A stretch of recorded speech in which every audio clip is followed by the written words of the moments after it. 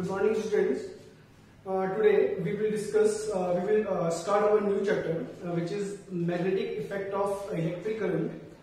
So, first of all, you should have a good understanding about the magnets. तो students, magnets क्या होते हैं? आपको थोड़ा बहुत पता होगा इसके बारे में, जैसे कि आपने छोटे क्लासेस में या छोटी क्लास में पढ़ा होगा या आपने खुद से भी कभी कोई एक्सपेरिमेंट किया होगा, तो आपको पता होगा बार मैग्नेट्स जो होते हैं हमारे पास वो कुछ मटेरियल को अट्रैक्ट करते हैं, और वो कुछ मटेरियल्स जो हमारे पास हैं वो कौन से होते हैं? वो होते हैं आयरन, निकल, कोबाल्ट। तो आपको ये चीज क्लियर होनी चाहिए स्टूडेंट्स कि मैग्नेट जो होता है वो अट्रैक्ट तो करता है बट सारे मटेरियल्स को अट्रैक्ट नहीं कर सकता। इट मींस आप अगर आप मैग्नेट को प्लास्टिक के साथ प्लेस करेंगे तो प्लास्टिक को अट्रैक्ट नहीं करने वाला, वो कुछ ही मटेरियल्स को अट्रैक्ट करता है। ठीक है स्टूडेंट्स, ये तो होगा हमारे मैग्नेट्स। अब हम बात करते हैं कि मैग्नेट्स की जो ओरिजिन है वो कहां से हुआ और जो मैग्नेट का नाम है वो मैग्नेट ही क्यों पड़ा, और दूसरा नाम भी तो हो सकता था। तो इसके लिए स्टूडेंट्स हमें जाना पड़ेगा 6th सेंचुरी में। 6th सेंचुरी बहुत पुरानी, मतलब आज से 1400-1500 साल पहले की बात हम करें अगर, तो उस समय एक जगह थी ग्रीस में, मैग्नीशिया। ये एक प्लेस का नाम है मैग्नीशिया, जो अभी पड़ती है ग्रीस में। ग्रीस आपने सुना होगा, काफी नाम काफी फेमस है। तो ग्रीस में एक जगह थी मैग्नीशिया, तो वहां के जो कुछ या जो वहां के जो कुछ पीपल थे उन्हें कुछ नेचुरली एक मटेरियल मिला। नेचुरली मतलब ऑब्वियसली बात है स्टूडेंट्स, उन्होंने मिट्टी खोदी होगी या बोल सकते हैं अर्थ क्रस्ट में जाके उन्हें कुछ एक मटेरियल मिला जिसमें कुछ मैग्नेटिक प्रॉपर्टीज थी। मैग्नेटिक प्रॉपर्टीज मतलब वो किसी दूसरी मटेरियल को अट्रैक्ट कर सकता था। तो अगर हम बात करें उस मटेरियल का जो उन्हें नेचुरली फाउंड हुआ था, तो उसे हम आज नाम देते हैं स्टूडेंट्स मैग्नेटाइट। मैग्नेटाइट और उसका केमिकल फॉर्मूला है हमारे पास Fe3O4। ये है स्टूडेंट्स हमारे पास naturally occurring iron ore, magnetite बोलते हैं स्टूडेंट्स से। और ये पहली बार हमें मिला था, हमें नहीं, ग्रीस को मिला। जो ग्रीस के जो पीपल होते हैं, पीपल थे, उन्हें मिला था। मैग्नीशिया एक जगह थी, तो वहीं से इसका नाम स्टूडेंट्स मैग्नेट पड़ी था। मतलब वो मटेरियल जिसमें कुछ अट्रैक्टिंग प्रॉपर्टीज होंगी उसे हम मैग्नेट बोलने लगे। तो आपको समझ में आ गया होगा कि इसका नाम मैग्नेट क्यों पड़ा, क्योंकि ये मैग्नीशिया में मिला, जो ग्रीस का एक शहर था। तो काफी पहले की बात है, तो खैर ये हर जगह मिल जाता है, पर उसमें पहली बार डिस्कवरी जो हुई थी इसकी वो ग्रीस में हुई थी। तो वहीं से इसका नाम मैग्नीशिया पड़ा। और अब हम बात करते हैं मैग्नेटाइट। ये है हमारे पास नेचुरली अकरिंग आयरन ओर, मतलब ये नेचुरली अगर होता है अर्थ में, मतलब इसे हमें बनाना नहीं पड़ता आर्टिफिशियल तरीके से, ये नेचुरल है। इसमें कुछ अट्रैक्टिंग प्रॉपर्टीज होती है और ये अट्रैक्ट करता है कुछ ही मटेरियल्स को, जैसे कि वो मटेरियल्स हमारे पास आयरन, निकल, कोबाल्ट एक्सेट्रा। ये कुछ मटेरियल है जिनको ये ओर अट्रैक्ट करती है। ठीक है स्टूडेंट्स, तो ये तो ये बात हमारी नेचुरल मैग्नेट्स की जो हमारे पास है मैग्नेटाइट।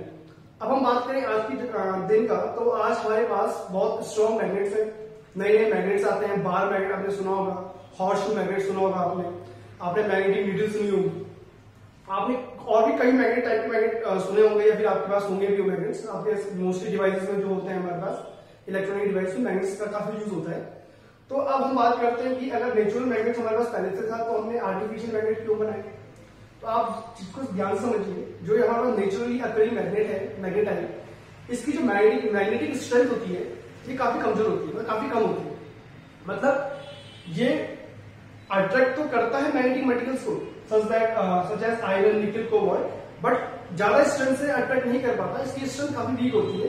तो हमें लगा कि अब हमें इनकी मैग्नेटिक प्रॉपर्टी को इंक्रीज करना चाहिए, मतलब हम चाहेंगे कि ये काफी स्ट्रॉन्गली किसी भी दूसरे मटेरियल को अट्रैक्ट कर सके। तो उसके हमने कुछ आर्टिफिशियल मैग्नेट बनाए। जो हमने आर्टिफिशियल मैग्नेट बनाए बच्चों, आर्टिफिशियल मैग्नेट्स, उसकी भी कैटेगरी हमारे पास फर्स्ट कैटेगरी आता है बार मैग्नेट। बार मैग्नेट इसका जो शेप होता है स्टूडेंट्स वो होता है रेक्टेंगुलर शेप। काफी हद तक रेक्टेंगुलर शेप का ही होता है।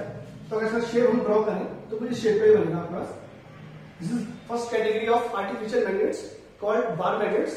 ये आपने फीमेल होंगे आप इस टर्म से आपने देखी भी होंगे बार मैग्नेट्स। नेक्स्ट जो कैटेगरी आती है स्टूडेंट्स वो आती है हॉर्सशू मैग्नेट। हॉर्सशू मैग्नेट इनका जो शेप होता है स्टूडेंट्स वो कुछ इस टाइप का होता है। कुछ इस शेप के मैग्नेट्स होते हैं, इसे हम हॉर्सशू मैग्नेट बोलते हैं।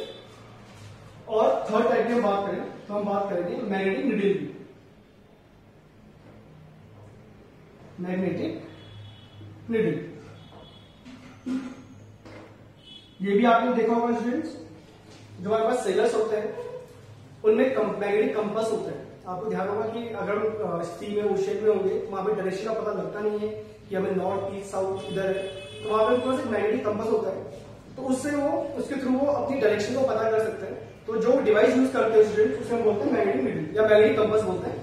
तो उसमें बच्चों क्या होता है, एक वर्टिकल स्ट्रिंग हमारे पास एक वर्टिकल सपोर्ट होगा, उसके ऊपर एक नीडल लगी होती है which is generally made of steel. तो ये जो नीडल है स्टूडेंट्स ये हमारे पास ये टर्न होती रहती है, घूमती रहती है। इसके अकॉर्डिंग हम नॉर्थ साउथ की डायरेक्शन इजीली बता सकते हैं। अभी समझेंगे कैसे हम इसके बारे में डिस्कस कैसे हम डायरेक्शन का पता करते हैं with the help of that magnetic compass. तो फिलहाल स्टूडेंट्स हमारे पास समझिए आप कि हमारे पास नेचुरल मैग्नेट्स पहले से थे जिसे हम बोलते हैं मैग्नेटाइट। फॉर्मूला है Fe3O4। इनकी जो मैग्नेटिक स्ट्रेंथ थी ये काफी वीक है, तो इसके लिए हमने इनके लिए अब नए टाइप की मैग्नेट बनाई आर्टिफिशियल मैग्नेट्स इनकी स्ट्रेंथ को इंक्रीज करने के लिए। फर्स्ट टाइप का मैग्नेट हमारे पास होता है बार मैग्नेट जो काफी कॉमनली यूज होता है। फिर नेक्स्ट टाइप का जो होता है हॉर्सशू मैग्नेट। इस हॉर्सशू मैग्नेट की स्ट्रेंथ मैग्नेटिक स्ट्रेंथ और we can say attracting strength काफी स्ट्रॉन्ग होती है as compare to bar magnet. और फिर हमारे पास आता है एक मैग्नेटिक नीडल जो जनरली हम यूज करते हैं मैग्नेटिक कंपास में टू फाइंड और टू लोकेट द डायरेक्शन। ठीक है, तो अब हम बात करते हैं आगे जाके थोड़ा सा और। ये तो हमारे मैग्नेट्स, नेचुरली मैग्नेट्स और आर्टिफिशियल मैग्नेट्स। अब हम बात करते हैं कुछ प्रॉपर्टीज मैग्नेट्स की।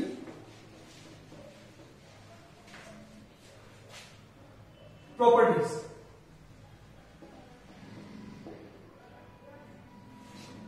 First property of magnet is attractive.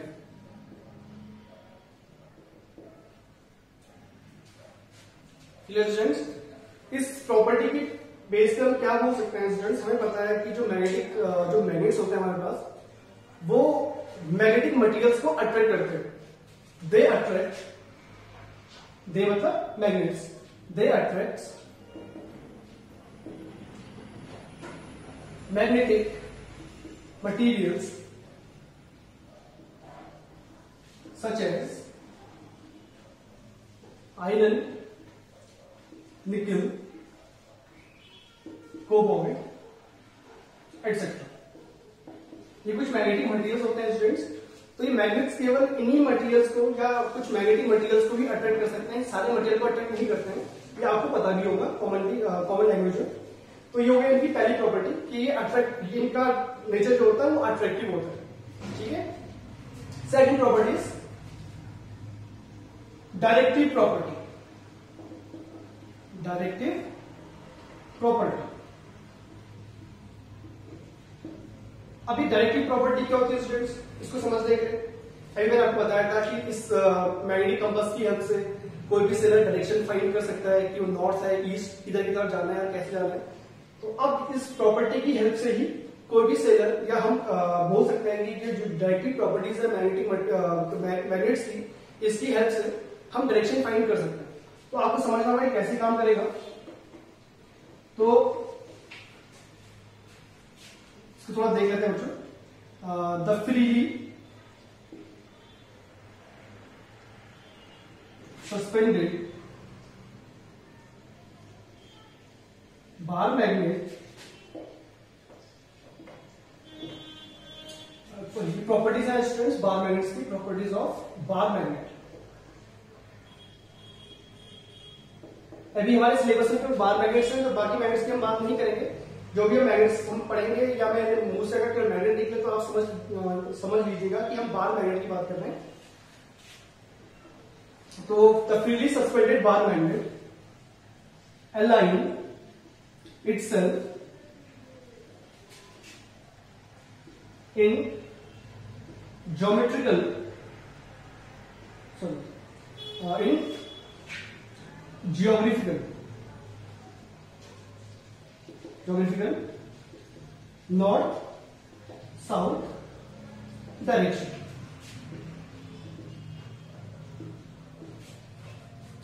इसको समझिए आप. Suppose students this is a bar magnet और सपोज करो इसको मैंने एक थ्रेड से सस्पेंड कर दिया, फ्रीली सस्पेंड कर दिया, एक रस्सी बांध दी इसमें और इसको मैंने इस रूप से सस्पेंड करा दिया. तो आप अगर देखेंगे तो अगर आप इसको डिस्टर्ब करें इस मैग्नेट को तो आप देखेंगे कि जो उसकी डायरेक्शन ऑफ जो वेस्ट में आएगा हमेशा एक पर्टिकुलर डायरेक्शन में ही वेस्ट में आता है. कुछ देर बाद वेस्ट में आएगा, आपने इसे रोटेट किया, डिस्टर्ब किया तो थोड़ी देर घूमेगा, डिस्टर्ब होगा, उसके बाद ये कुछ टाइम बाद वेस्ट में आने वाला. तो आप देखेंगे आपने फिर दोबारा से क्या करना है, डिस्टर्ब करना है, फिर ये रेस्ट में आएगा कुछ टाइम बाद, फिर आपको बार बार ये प्रोसेस करते रहना है. एक एक्सपेरिमेंट टाइप का है. तो आप एक चीज गौर करेंगे, ध्यान आप ऑब्जर्व करेंगे इस चीज में कि इस जो मैग्नेटिक डायरेक्शन है वो हमेशा एक ही डायरेक्शन में रेस्ट में आता है. सपोज को कुछ इस डायरेक्शन में रेस्ट में आता है हमेशा.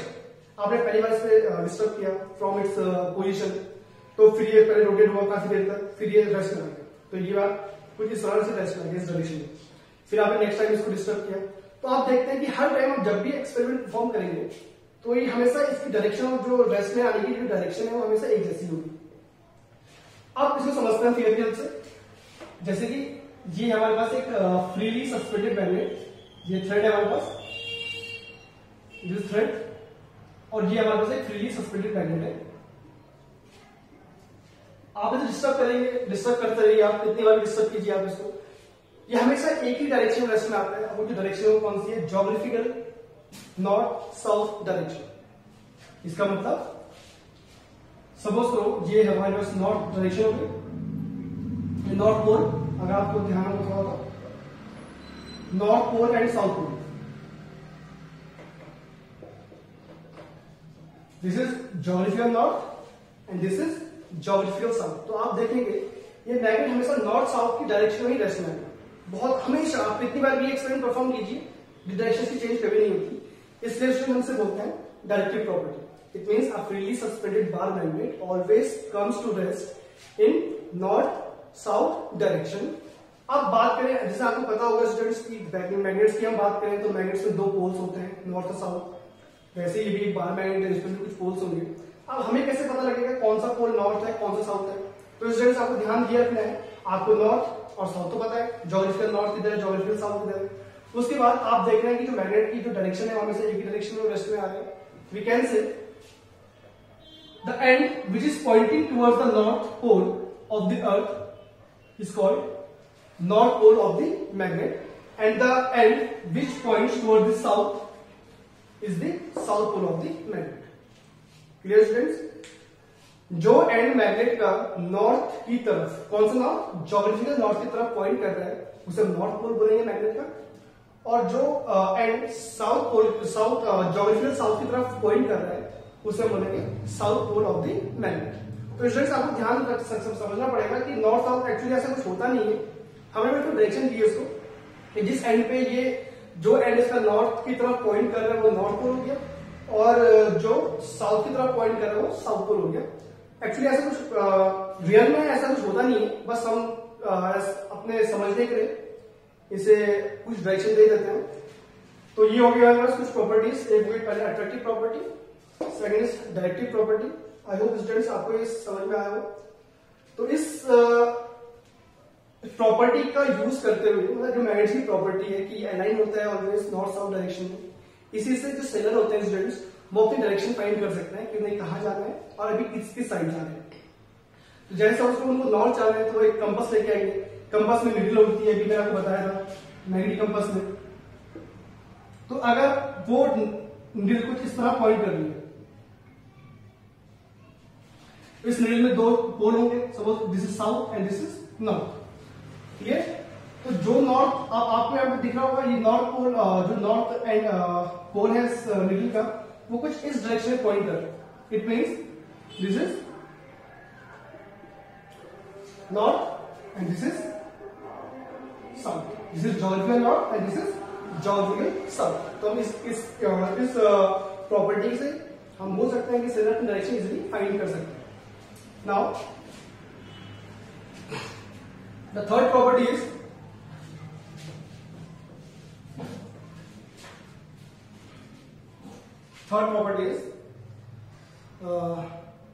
the poles always exist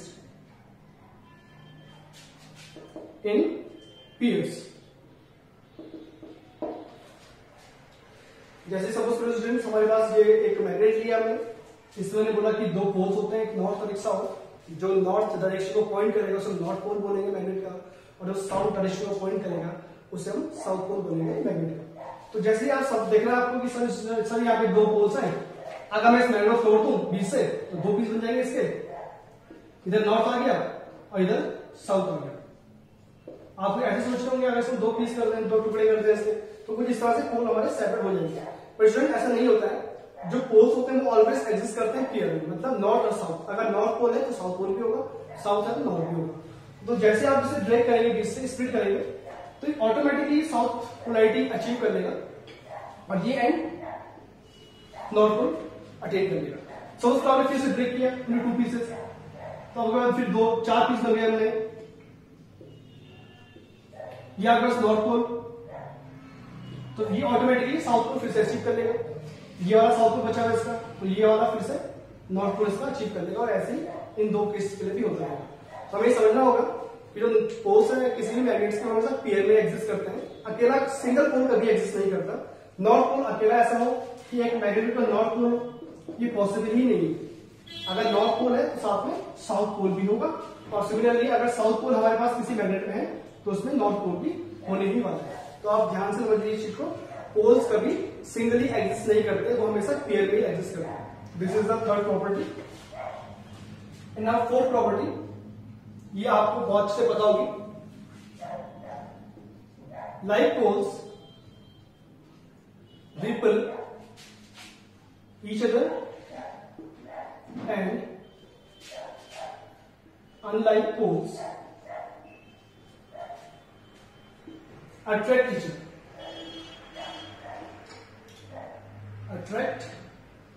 each other। यहाँ पे स्टूडेंट्स की प्रॉपर्टी आपने कई बार सुनी होगी छोटी क्लासेस में कि नॉर्थ रिपल करेंगे और नॉर्थ और साउथ अट्रैक्ट करेंगे। तो आप समझ सकते हैं लाइक पोल यहाँ पे क्या होता है students. Suppose we have two magnets, this is north pole of first magnet, south pole of first magnet. Similarly we have another magnet, this is south and this is north. तो as you can see we have two magnets. तो आप देख सकते हैं students यहाँ पे इनके south pole है, दोनों साउथ और साउथ दोनों लाइक पोल्स है। It means these magnets ripple each other. ये रिपल्शन, इनके बीच एक रिपल्शन होगा, तो मैग्नेट में जिस तरह रिपल होगा और एक मैग्नेट में जिस तरह, ये दोनों मूव अवे मूव करेंगे एक दूसरे से।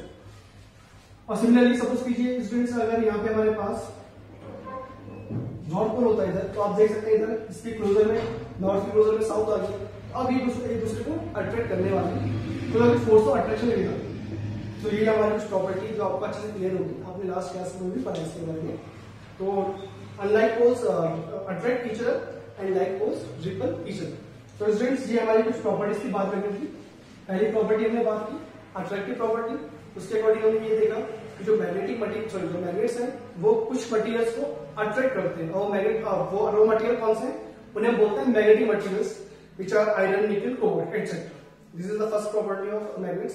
सेकंड प्रॉपर्टी हमने पढ़ी वो है डायरेक्टिव प्रॉपर्टी। इस प्रॉपर्टी के according a freely suspended bar magnet will always comes to rest in a specified direction, or we can say in the direction of north south. It will always come to rest in north south direction. And the third property is poles always exist in pairs in a magnet. Monopole exist नहीं करेगा। Monopole का मतलब ये students कि north अकेले और south अकेले कभी एग्जिस्ट नहीं करेगा, वो दोनों हमेशा पेयर में एग्जिस्ट करते हैं। और फोर्थ प्रॉपर्टीज कि जो लाइक पोल्स होते हैं स्टूडेंट्स वो हमें क्या करते हैं, वो एक दूसरे को रिपल करते हैं, और अनलाइक पोल्स एक दूसरे को अट्रैक्ट करते हैं। Now moving to our next topic, it's magnetic field.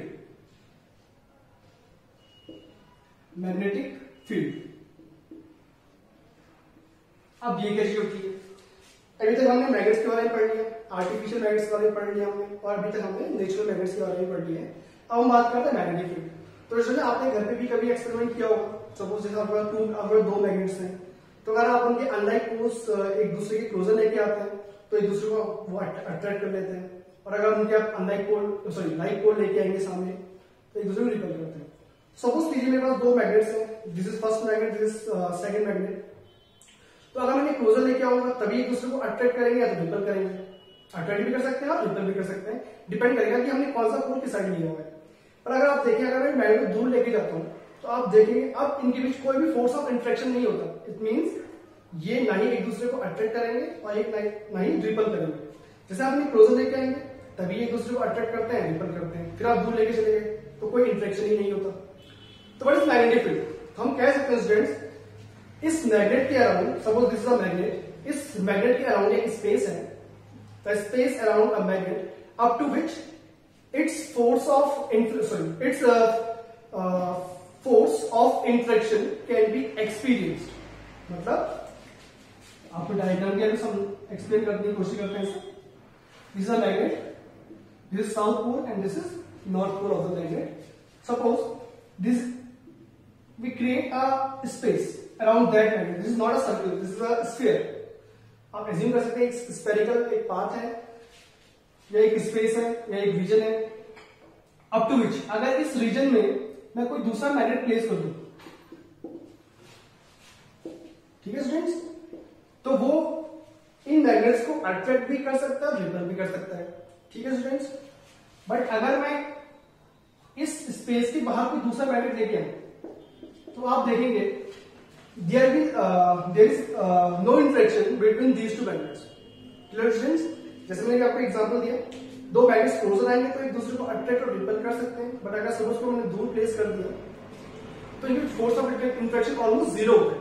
तो हम कह सकते हैं एक रीजन होगा एक मैग्नेट के चारों तरफ जहां तक कि दूसरे मैग्नेट्स को अट्रैक्ट या रिपेल कर सकता है, और इस स्पेस को ही हम क्या बोलते हैं students?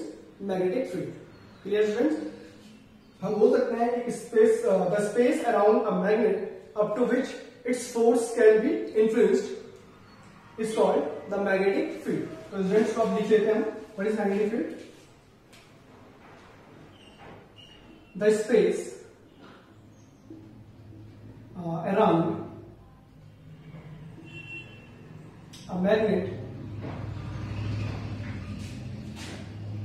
up to which its force up to which its force can be experienced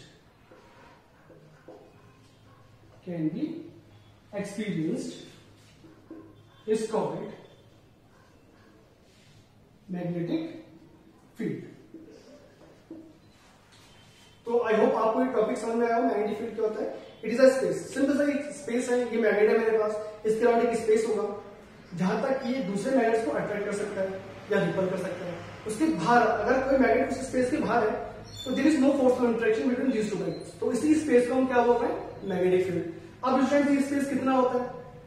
जैसे हमारा एक मैग्नेट है, we have two magnets, this is first magnet and this is second magnet.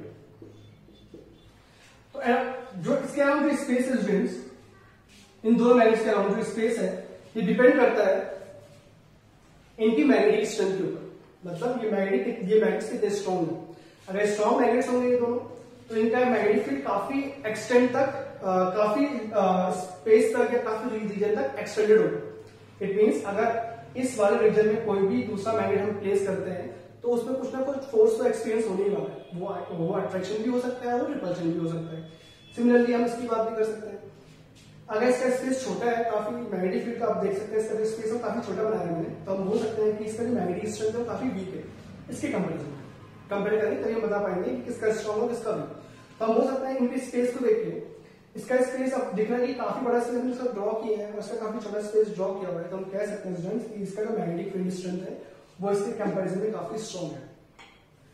तो होप स्टूडेंट्स आपको ये टॉपिक समझ में आया हो। We will see you in the next video. Thank you.